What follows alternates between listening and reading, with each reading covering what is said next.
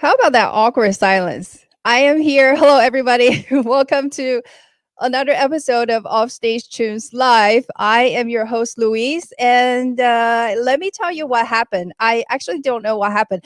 I was ready to go live. I was ready to add myself to the screen so I can say hello to you. And then my computer froze. So if you use an Apple, you know, it's that spinning ball, that colorful spinning ball that just kept spinning and spinning and spinning. And I was not able to do anything. I was trying to log in from my phone. And then my computer decided that it's going to come back. Well, we have two amazing artists that will be much more interesting than our earlier lag. So let me bring them onto the chat and so they can say hello to you. So first up, we have VERAH. VERAH, Hi. hello. Hi, Joining Louise. in from Pennsylvania, right? Yeah, that's right. Hi, everyone. I'm VERAH. And JT Curtis. How is everybody doing out there? Yay! JT Curtis says hi. He is here representing Atomic Raw. He says hi to everyone. He will be our second feature artist, and lots to hear from both of these artists. We will get to them very shortly. Thank you so much for. I guess that was awkward, right? You're like, what is happening? Is the show over? I don't know. What went through your minds? It's the internet. Anything can happen. Yeah, I've been there. I have been there.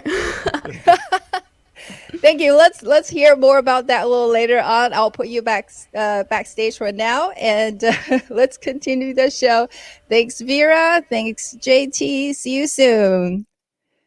Okay, and JT says enjoy the show. So whoever is tuning in, I hope you will enjoy the show. Let us know where you're tuning in from. Let us know how your Saturday morning is going, because I don't know how long we were kind of on pause earlier. Yeah, that was just weird. It's the second time this has happened to me, and this is episode 7, by the way. So 2 out of 7. Not so hot. The first time when it happened, my camera went out. It just went black, so I had to leave the stream control room and then come back, and then it worked. Yeah, like JT said, anything can happen, and VERAH said it's happened to her. It's the fun with streaming. So I wanted to tell you before we get to our new releases segment that we have, this is episode 7, we have 8, 9, 10, and then I'm actually going to pause the Saturday streams for a little bit during the summertime. I've got a few projects going on, and I'm hoping also, because live music is coming back, I'm hoping that we could also go to maybe some live venues, maybe outdoors. We'll see. Lots in the planning. I have 1 or 2 spots available for the remaining episodes.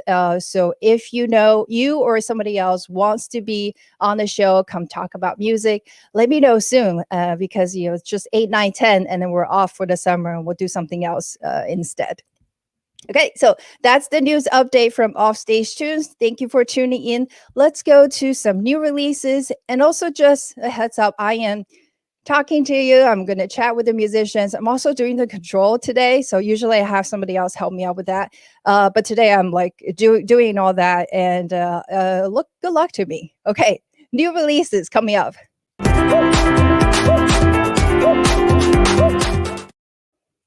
Yay. First one, we have 2 new releases to share. First one is from an artist named Jacob Shipley, and this song is called One Day in Brooklyn. So Jacob wrote this in the days following the 2016 election. So it's been a few years, and this was as a response of seeing deep divisions in our countries, the power of social media, and this is really the start of fake news.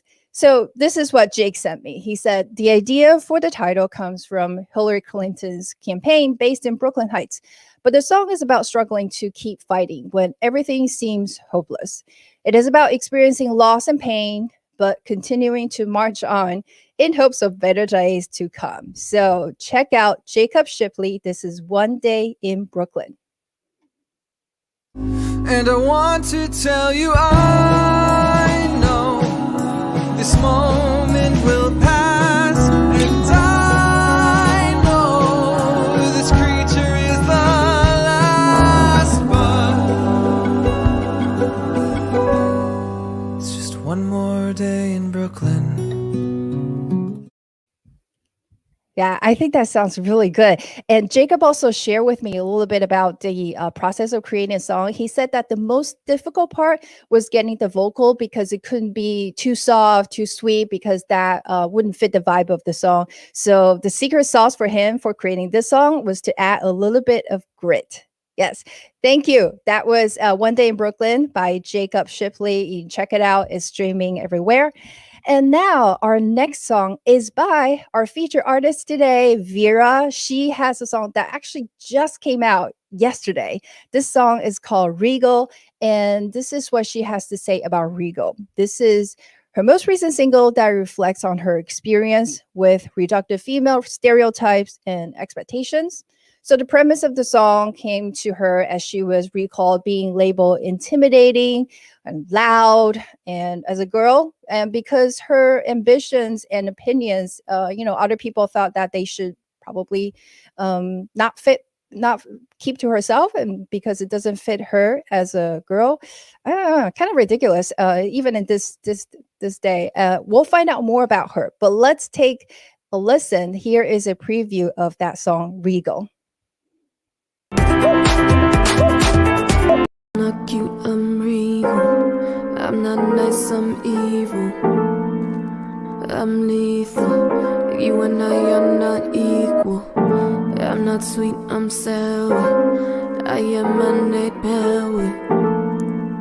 I tell it, you're just a fucking flower. I'm not cute, I'm regal. Not cute, she's regal. And she hopes that this song will remind young women that they do not have to conform to the molds created by other people. More questions for VERAH later. We're going to ask her more about the song, why she wrote it. I want to ask her about her experiences, what people actually said. And she is going to join our show. How about right now? So let's welcome VERAH to the show. And by the way, if you have any new releases coming up, please, I would love to share them on the show. So just send them over to me, Offstage Tunes, everywhere on social media. Or if you go to offstagetunes.com and go to the contact page, you can fill out the form and let me know all about your music. Thanks for everyone who's continued to send music. Really appreciate it. Here's VERAH.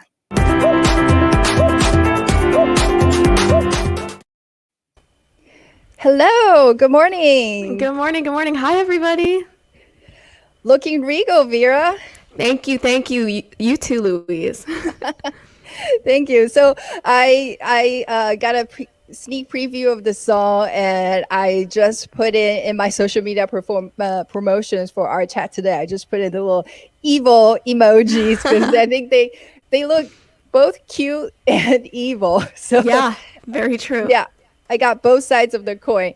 Well, first tell us, you look like, when I was chatting with you earlier in the week, I said, you look like you're tuning in from a studio, but where are you right now? Let's tell everybody. I am in my dorm room in college, and I have this set up because, the pandemic sort of forced us all to acclimate, and I now have basically like a mini studio in my room, and it's my home. It's where I am every day. Yes. I just want to respond quickly, and you can relate to this, VERAH. So Red Approved says, wear all the hats. I think that's all of us, right? It's everyone, every one of us, you, me, JT, we're kind of wearing all the hats, and we're doing everything that we can, because not only is it, pandemic times, it's hard to even just get together with other people. But, sometimes when you want to keep moving, you do it yourself and then you just get things done, right? So I want to ask you about Regal. I believe you wrote the song. You obviously did everything from like vocals to like finding samples to producing it. How was that all made? And how much time did you actually have to spend? Yeah. So, man, how much time did I have to spend? Probably like 30 plus hours minimum. But I definitely have learned over the pandemic to do everything sort of myself, because nobody is going to put in as much work and as much love and care as you are for your own projects. So I I learned how to produce. Probably I started producing when I was around 18, so a couple years ago. And it's been a journey. It's definitely not an easy thing, but it's been so much fun. And I do have a musical background, so I just usually spend some time coming up with the melody, and then the lyrics sort of came to me based on these experiences that I had. What is your musical background, if I may ask? Yeah, so I studied classical piano for about 5 years, and then I switched over into vocal lessons. I studied classical voice and jazz vocals, and as I think a lot of musicians, I decided I'm going to learn some instruments of my own. So I taught myself how to play guitar, and I still take vocal lessons to this day. And I'm all about just improving and trying to learn as much as I can, so that I can apply it to what I do. Yeah, obviously all those skills help when you're trying to produce this entire song by yourself, right? Yeah. It seems, when I look at what other people have to do with the software that they use, it's just daunting to me. So applause to you and everyone out there that's making it on their own and creating such amazing music. And like you said, if nobody else is going to care your art, your craft as much as you do. So knowing how to do this thing is just allowing you much more creative freedom to Absolutely. exactly as you want it. Now let's dive into Regal. So there's a lot of opposites here. I'm not sweet, I'm evil, right? No, I'm not sweet, I'm sour. That's the lyric. Yes. And Yeah. I'm not cute, I'm evil, right? Mm-hmm. Spill a little bit. What did people say to you that inspired this song ultimately? Yeah, I've always been a very hard worker and a very ambitious person. And I remember when I was like 13, one of my friends coming up to me and saying, hey, you come off as really intimidating. And if you want guys to like you, you should probably not be so intimidating. And I was quite young at that point. I thought to myself, like, what's intimidating about me? And she said, I was just so intimidating that you're so focused and ambitious. Yeah, and ridiculous. it is ridiculous, but it's not even her fault. It's her just internalizing what was around her. But I had I've been getting that forever, and as a leader of different groups in my high school, my college, I also got the same thing. You're aggressive, you're too bossy, you're too this, too that, and at some point, you just learn to brush it off and say, okay, I'll be all those things. And so that's what the song is about. It's about brushing off the idea that like you have to be cute and docile and soft and sweet, and saying, okay, if you think I'm not any of those things, I will happily not be any of those things, and I won't be nice, I'll be evil, and I won't be cute, I'll be regal. And so that's what the whole song is sort of saying. It's pushing back against it and being like, okay, I'll step into those shoes. I have no problem with that. Yay. I'm glad to hear that you're embracing this and then just brushing off those comments, because I was surprised that this is still happening, and coming from another girl, maybe she has different thoughts. We won't get into that, but I was thinking, like, do I have any similar experiences?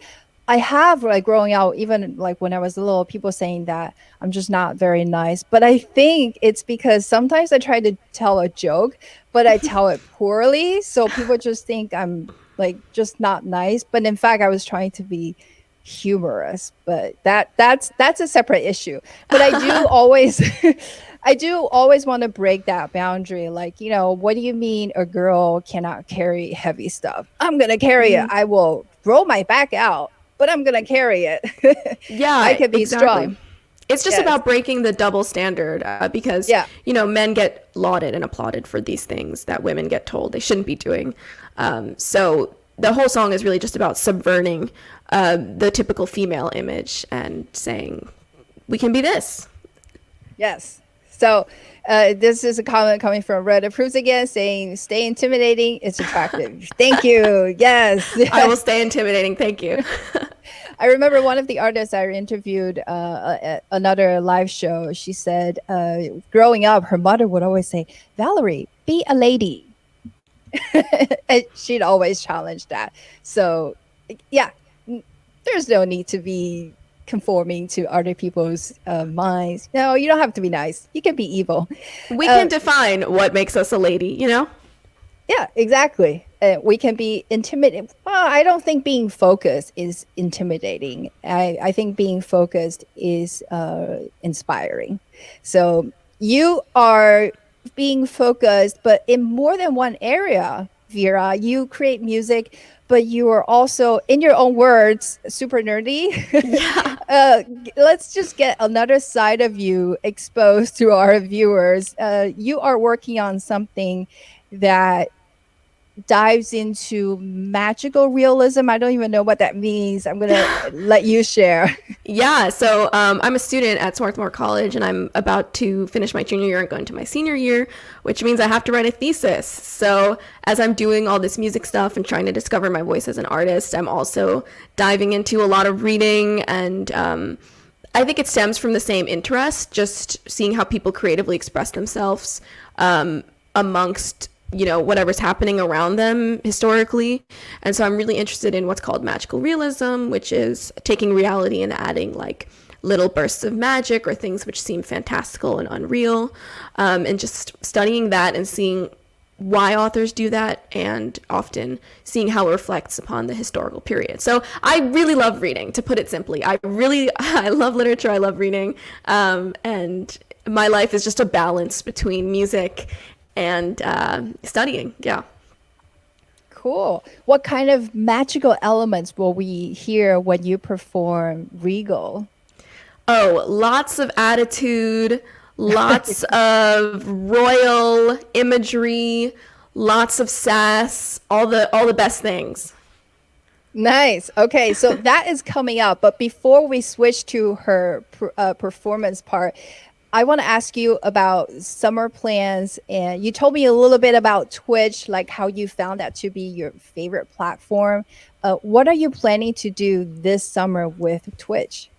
Yeah, so Twitch is an amazing live streaming platform where you can connect with an audience, and I'm planning to stream in the summer almost every day, and just to keep making music and to really connect with more people. And I think what makes Twitch really amazing is that you can connect on a really individual basis, and you can meet other artists, and it's a lot of fun. It's a lot of fun. It just feels like you're chatting with friends and performing for your friends, and it's something I'm really looking forward to.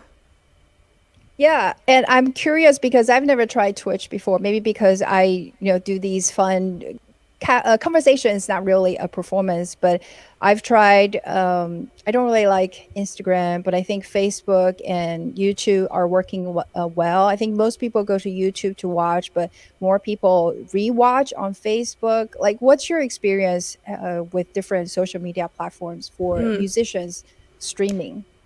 Yeah, so I think Instagram can be a little oversaturated, which is what kind of pushed me away or intimidated me a little bit. But YouTube, I think, is a great platform. Again, I think there are a lot of artists on YouTube, which can make it hard to be found. I think Twitch is really cool because it's divided into separate categories, and so you can find artists by just going to the music category and scrolling down, and people with not that many viewers, you can find them immediately. And it's also got a lot of really great features for connecting your audience and other streamers' audiences. So I think it's one of the most collaborative platforms, and I think it's one of the most it feels more casual and less high stakes because it is dedicated specifically to live streaming. And so I've had so many like random people just have found me from scrolling through the Twitch category of music, which I think can be harder on Instagram or on YouTube or on Facebook because you have so many content creators with lots and lots of viewers. So I think Twitch is kind of the place to be a new artist or a new streamer. Awesome. And I do want to recommend everybody to go to her Twitch page. I hope it's okay if I say this. I was watching your Twitch stream and I saw the most recent one where you invited tech support and it was actually so entertaining. Long story short, she was trying to get her microphone to work. So because people are saying, "Oh, you sound like you're underwater. You sound like you're in the cave." And so all throughout that stream, people are trying to figure out, or on her side, they're trying to figure out how to make it work. And it just turned into this super funny long session that I totally enjoyed. So she's twitching more. Go check her out. And you ready to perform Regal for us? I'm ready. Okay, yay. Tech support team for life. Okay, all you, Vera. Take it over. Thank you so much. Okay, so this is Regal.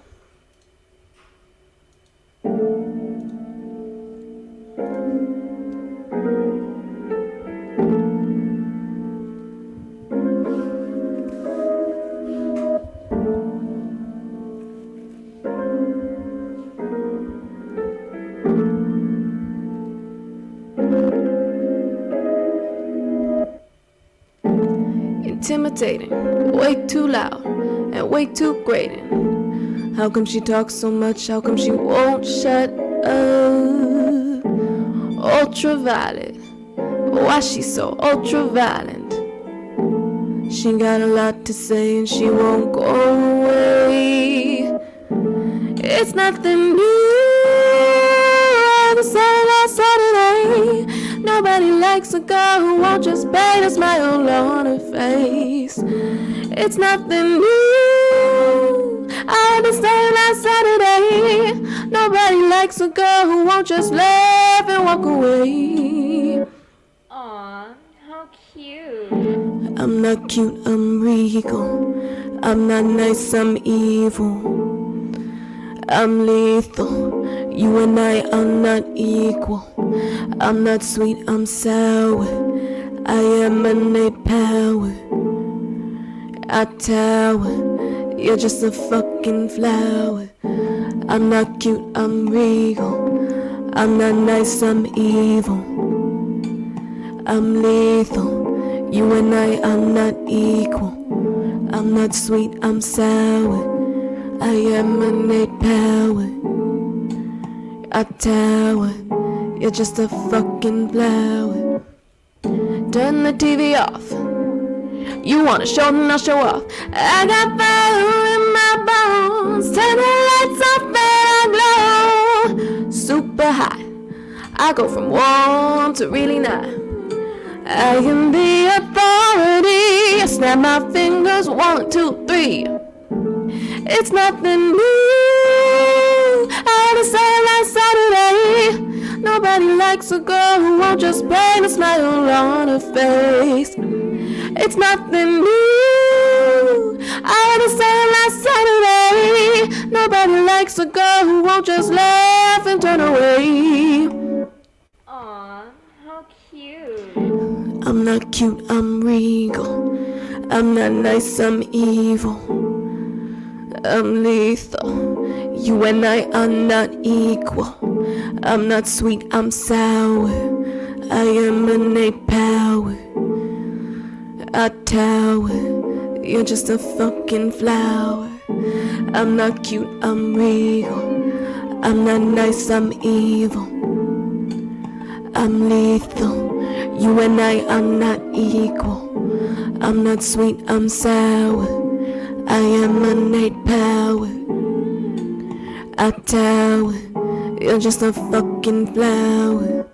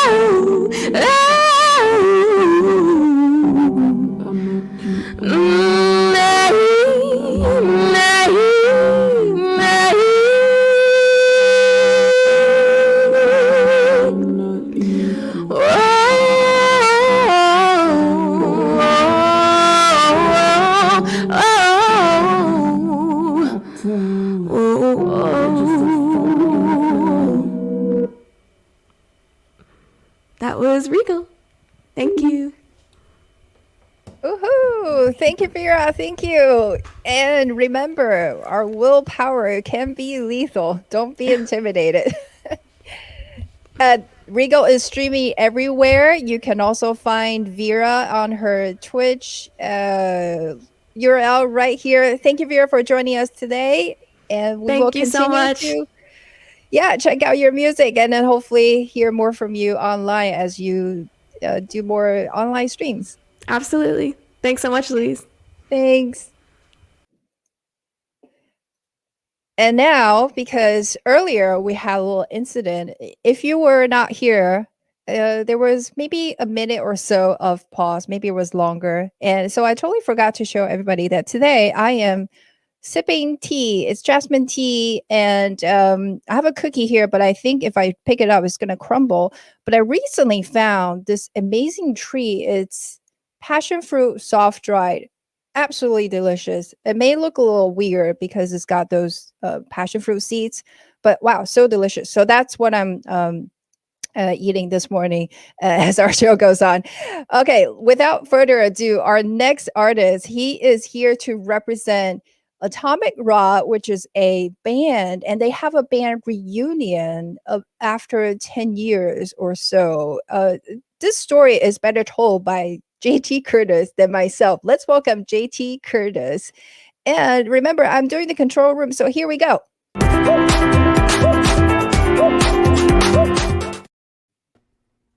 Hello, JT. Hello, Louise. How are you? I am doing fine, considering I think I'm okay. I'm not gonna complain. This is a live show, and as live shows online or live shows in person, things happen, and that's the part of the fun, right? So, Well, to be fair, even on stage and in person, things happen as well. So there's it makes things more fun. You know, it's Exactly. anything can happen. yay! That's how you So- know it's live.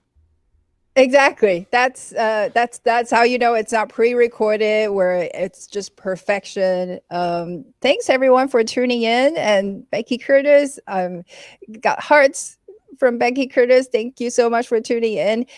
JT and I got connected when there was a Save the Benefit. What's the word? Save the bitter Save end. the Stage kind of campaign going to keep live music going. It's been saved. The bitter end reopened last Friday, I believe. Yeah. And remember that. and so now we are so last time we were talking about the bitter end and all that, but this time we are connected because you and your band, the Atomic Raw, you guys are working on something that is very new. It's called a podcast musical. I'm gonna shift it to you. Tell us about Atomic Rod Reunion and this podcast musical project that you're working on. Yeah. So it was an idea for a musical that I came up with while I was on tour. And the basic idea came to me as what would happen if my high school band reunited 10 years later. And it kind of spiraled from there. And I basically made it like a fictional band that's kind of has some similarities to the kind of band I had in high school was completely different, Seventh Son. But, and it just kind of evolved from there. I started writing a script. I started working with Amanda Cross. Love you, Amanda. It just, originally it was conceived as a stage musical. Then I worked with my dad on it a little bit about possibly being a movie musical. We finally got a chance to do a performance of some of the songs in early 2020. And then, well, we know what happened later on that year. And since I was basically sitting around doing this, I sort of thought, well, I want to do something with this, but we can't go out and play. So I came up with the idea, well, what if we did this as like a radio play? And then I found out podcast musicals are now kind of a thing. yeah, it just kind of evolved from there. And we took like a scene from the musical and expanded it to be like an actual radio show where there's kind of like a Howard Stern kind of personality played wonderfully by R.J. Campbell, who kind of goads the band into revealing a bunch of revealing information. And then it gets all dramatic and stuff and, all that high school stuff that people seem to love. Yeah, I definitely want to learn more about the drama and the story, but let's just go back to podcast musical. Is this the same as taking a musical, putting it on the podcast format, so it's audio only without the visuals? Is that the only difference, or is there more to it? I mean, I just kind of look at it as like, radio play, like, back in the like the 30s and 40s. It was like, and so today there was going to be a giant match between Superman and Lex Luthor. And as you can hear, psh, psh, you hear all the sound effects. And then, Oh, sound effects are probably very important here. we use a little bit of sound effects, but it's mostly everybody just sitting around talking, and then they'll play a song. It's kind of a showcase for the songs. There's a couple other podcasts that are out there. There's Into Strange Woods. There's what's the one with Groff from Hamilton? 36 Questions, I think it's called. Jonathan Groff is in it. Yeah. And they use sound effects, and they'll use like, the hard part is trying to use narration without it coming with like the 1930s thing. It's like, and so Jonathan Groff decided not to be king of Hamilton anymore, and he decided to, it's like that's very entertaining. I like it. Yeah, maybe I should revamp the podcast musical with that voice. Yeah, just do a variation of that. Yeah. Okay, so Atomic Rod Reunion, the actual story. Give us a brief introduction into each of the characters. Are there 4 of them? There's 4 members of the band, and then the 5th character is a DJ who was in my original draft. I expanded his character, like I said, to be sort of a Howard Stern sort of personality who's like ooh, so what happened here? That kind of stuff. Yeah. It's like what we're doing right now. It's like you can do a Howard Stern impression, right, Louise? You can Not even in my dreams. No, you're the master of impressions, at least between the two of us. But in terms of the band, the idea is that it's the reunion of the two leaders and front people. So like there's a person who's a Jeff Callahan, who is a guitarist singer, who's been kind of struggling as an artist for the past 10 years. Gee, I wonder where I got that idea from. And then Raven Jones, who's actually had a bit of a career. Excuse me. As a little jealousy happening there.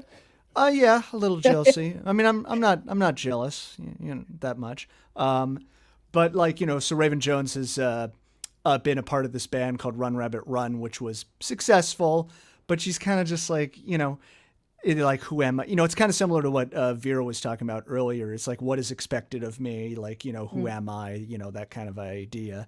And then the other 2 members of the band, there's and by the way, and I should mention everybody's name. So I'm playing Jeff Callahan for obvious reasons, and Raven Jones is played by Megan Rose, who is an amazing. She plays bass, and because Raven Jones is a bass player and sings amazingly. Amanda Cross, who is my co-writer, she stepped into the role of Dr. May, who's the keyboard player, and she's kind of the nerd of the group. So she'll like be talking about how she used specific kind of triads while playing piano, and then everybody interrupts her and tells her she's talking too much. And then Conan the Barbarian, played by Todd Meredith, who I've been working with forever on a bunch of projects, and he's kind of like a Keith Moon, sort of like, funny, the comic relief current character. And then the Mad Hatton Hatter's the DJ, and he's, just like saying like, so what's the story behind this? That kind of, smarmy sort of stuff. And that's played by R.J. Campbell, who does a wonderful, wonderful job with that. Wow, there's so much going on. Just hearing these characters and what their roles are. I want a little bit of drama. Is there anything you can share, JT, about either what goes on to produce this, if there's any drama that happened, or in the actual story? Just a little taste. A little taste. Well, there's the minute stuff, like where they argued about where the name of the band should come from, because, like, when they were, this is the exact same thing that happened in my band back in high school. We had a different name, obviously, but it's like, Jeff, my character, is like, they're talking about Atomic Rod's name of the band. And, he's like, yeah, I wanted to start with an A, so it would always be listed first in record stores or online, since record stores don't exist anymore. And then Raven's like, yeah, he originally wanted to call us the Aardvarks, but I put a stop to that. And then Conan chips in and he's like, yeah, and I came up with Rod because, it's a funny word. And then there's some other drama that is hinted at, and the Mad Hat and Hatter kind of goads them and figures out what's going on. Like, he seems to be wondering about the intimacy behind band members. There's 2 guys and 2 girls. And it's like, there's something going on here. I will not reveal exactly what happens yet, but, there's some interesting stuff that's happening. I'll put it that way. Yeah, and just that thing about naming the band starting with the letter A, of course, it actually makes sense. But I would argue that if your name starts with the letter Z, and if somebody wants to go backwards, you probably don't have a lot of competition there. But I don't know. I haven't done the study, so. I mean, ZZ Top's already got that, so, Well, this is where different symbols come into play. If you use a symbol, maybe you get even placed above the letters. Well, here's a funny. So my actual band back in high school, there is an album that's out. It's called From the Beginning by Seventh Son, 7THSUN. So our name started with a number, and on iTunes originally, when iTunes came out, numbers were always listed. Like Tupac was always listed first, and then at some point they changed it. And Seventh Son went from the top of my list to the bottom of my list. I went, oh. Man, it almost worked. Yeah, didn't work, unfortunately. Well, that is somebody with experience telling you that the numbers might not work in your favor. But we've got a comment from Harry the King. Well, how are you? Reply me. That's kind of strange. Do you know this person? I'm fine, Harry the King. I'm replying to you. Okay, he is Harry, but the question is his name Harry the King, or is he Harry and he's a king? Oh, very good question. His avatar is subscribe me. Wow, a lot of intriguing things happening here. Yeah, I think he wants some attention.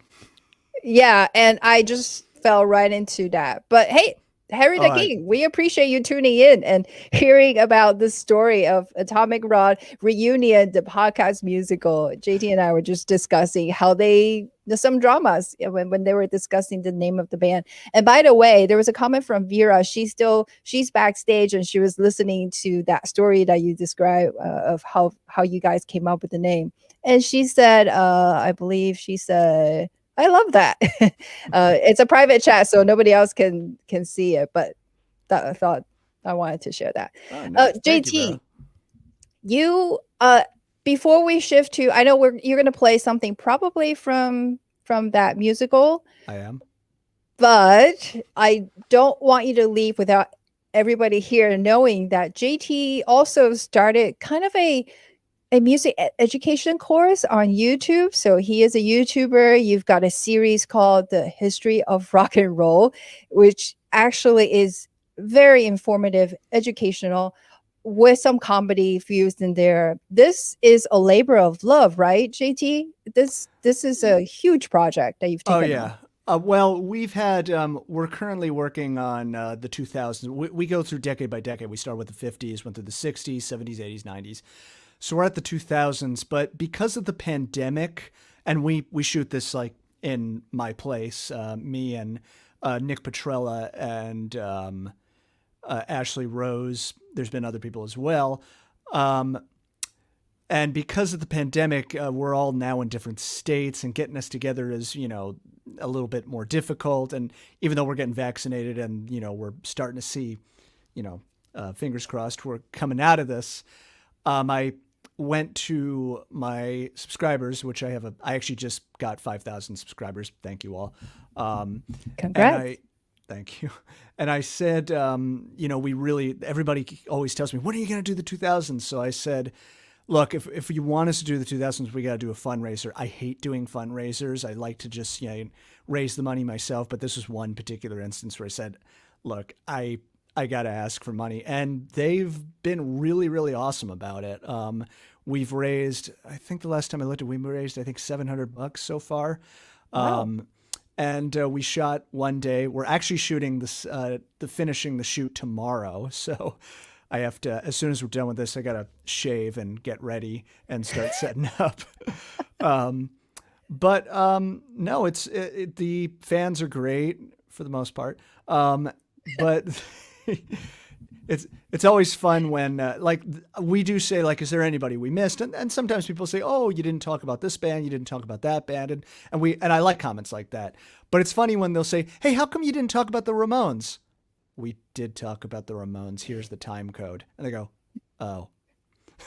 So It's not real until you get some borderline neutral or even just negative comments. That's how you know you're reaching other people outside of your network. Yeah, you're not doing it right until people start, threatening you for not liking Guns N' Roses and stuff like that. Then you've made it.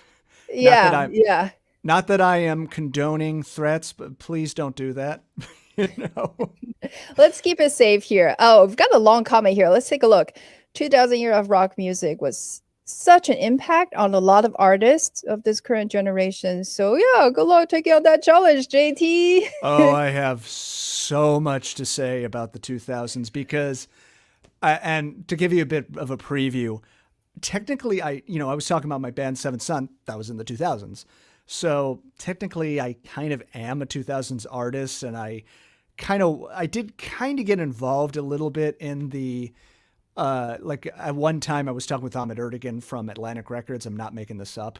And this was the time when Napster was a thing, and, the music business was changing. And I watched it from the inside out. So it's very difficult for me to look at the 2000s from an objective viewpoint. 60s, I wasn't there. So I can just say, oh, here's Clapton, here's the Beatles, here's Jimi Hendrix, the 2000s. It's like, it's more personal, right? Yeah. And then of course it's like, oh, here's Fall Out Boy. And I go, oh God, I remember them from high school, and I have PTSD, all that kind of good stuff. And you're doing a fantastic job just piquing our interest.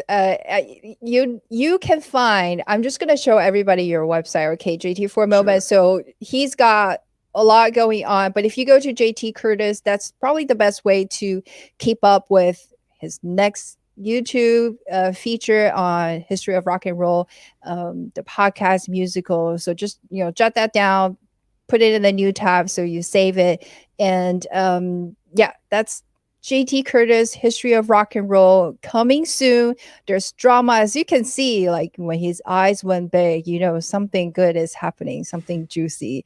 And tell everybody about this fundraiser that you started. Where's the money going to go towards? Because you've raised over 700. If it were me, if I raised that kind of money, I just put that into food because I just can't stop eating.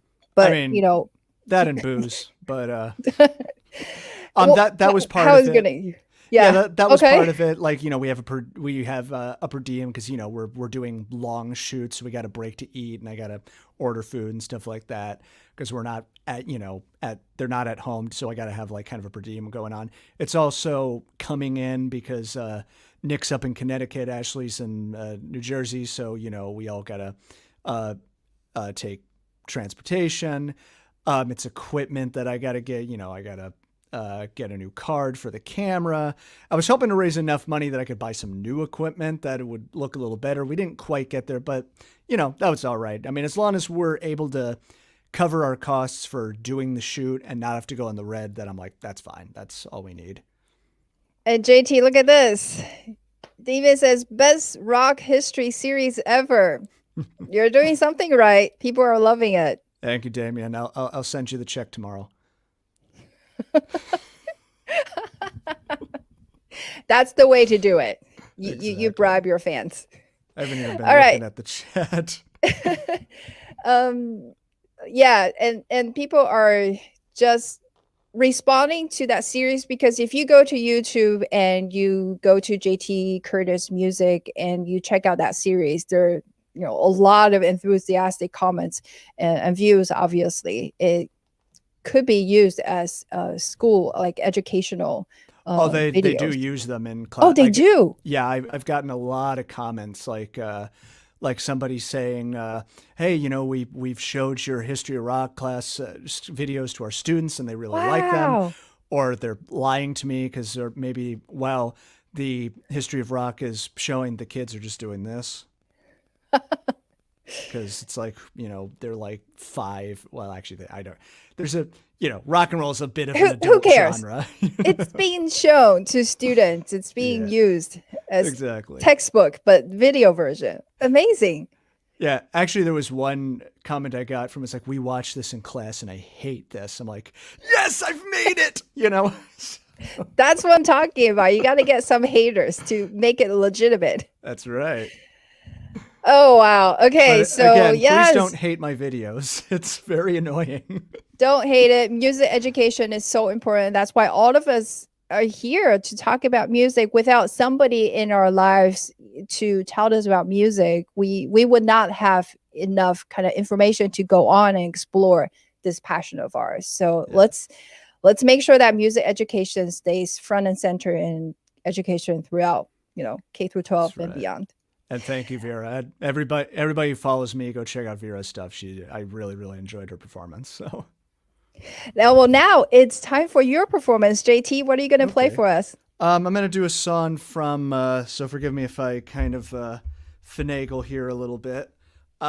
This is a song from Atomic Rod Reunion, the musical. It's the first song that you hear in it. It's called The Last Day of Summer. And, it's like, God, how do I even explain this? One of the themes in the musical, where we're talking about drama before, this is actually a little bit personal, is kind of obsession over what you didn't get to do, sometimes resentment, little anxiety. And I think that's kind of a universal thing, because I think there's a lot of people who will look back and go, oh, I didn't get to be a musician, or I didn't get to be on the football team, or whatever it is we wanted to do in life. And sometimes that does, no matter what we do in life, it kind of comes back to haunt us. And we're just like, So The Last Day of Summer, especially since I kind of grew up in that like post 9/11 insanity. So it's kind of like, felt like sort of a loss of innocence. So there's layers of all these kind of things going on.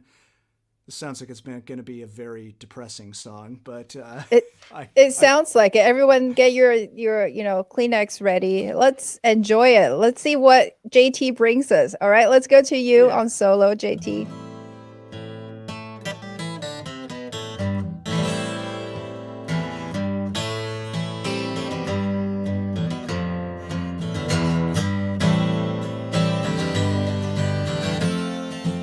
Sun's going down on the Manhattan skyline, so very hard to see.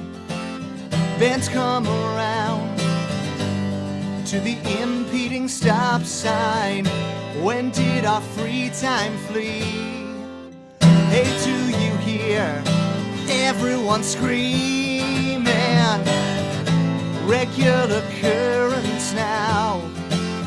And do you feel that uneasy feeling for fame to come somehow?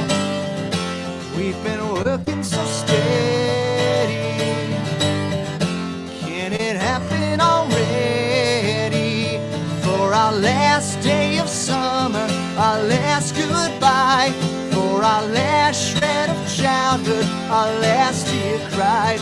And the next day of winter, when work is done, we will meet in the city to play our song. But people of every kind can turn on the stereo, some music to ease your mind. Just reach for that note.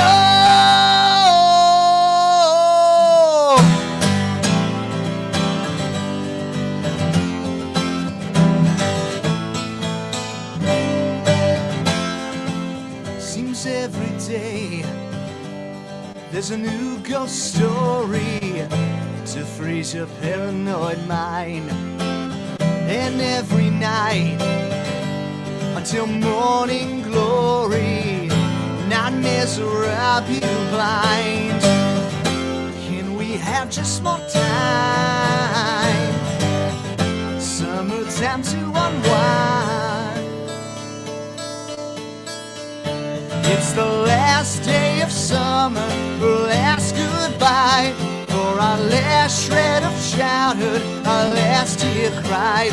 And the next day of winter, when work is done, we will meet in the city to play our song. Last day of summer,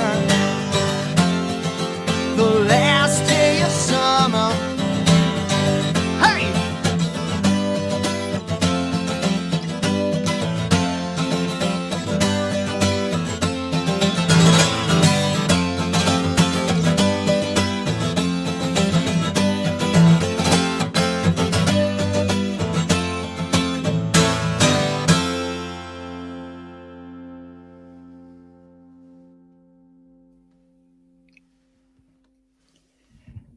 JT, impressive.